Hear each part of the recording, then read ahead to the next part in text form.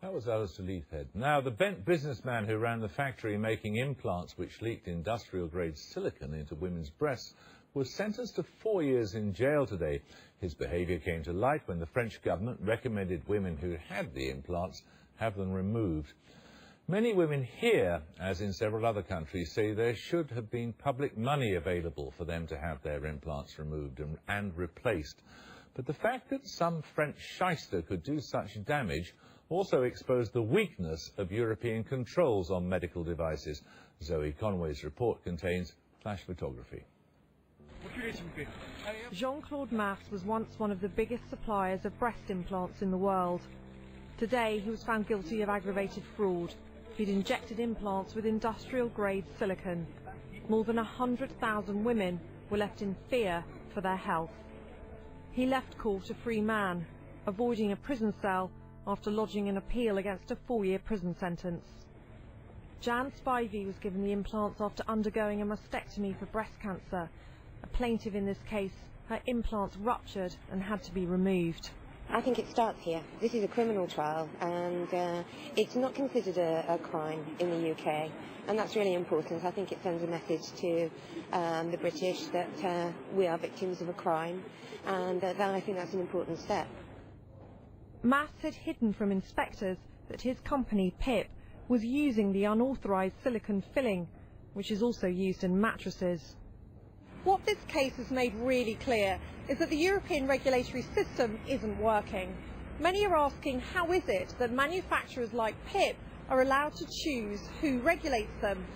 PIP chose the German company TÜV Rheinland to certify their implants, but that's not all. Under the European system, they were also responsible for paying TÜV to inspect their products. TÜV have, on every occasion, contacted the company in advance of visits and tipped them off that they were coming along to inspect. And because of that, the fraud has been perpetrated for 10 years. And what does that tell us about the regulatory regime? Well, plainly, the regulatory regime is not fit for purpose. And in fact, many reports into this, these events have resulted in many people saying it's got to change. The difficulty is that nobody wants to change the system. The court also ruled that TÜV was a victim of Masse's deception. That could complicate any efforts by the women to sue the German company. Many of them are desperate for compensation because they can't afford to get their PIP implants removed, and their governments won't necessarily pay for it. The NHS says the routine removal of PIP implants isn't necessary because there are no proven long-term health effects. The Swedes take a different view. Their government warns there is a health risk. They advise all implants be removed. The French, German and Czech governments also say implants should be removed as a precaution. The Swedish Health Authority tested PIP implants once they'd been surgically removed, whereas in Britain only off-the-shelf products have been tested. Plastic surgeons are calling on the government here to carry out the Swedish style of testing. The Swedish government have tested implants that have been removed from patients that have had them in for several years, and they find that the silicone within the implants changes. It goes from a gel, which is solid, and changes into something that's got such a watery consistency that it can no longer be called a gel, it becomes almost an oil. And this has the ability to go and seep through the surface of an intact implant and possibly even give a greater degree of inflammation within the tissues.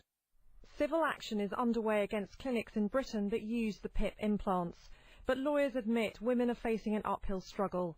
Many of the providers have either gone bankrupt or are uninsured.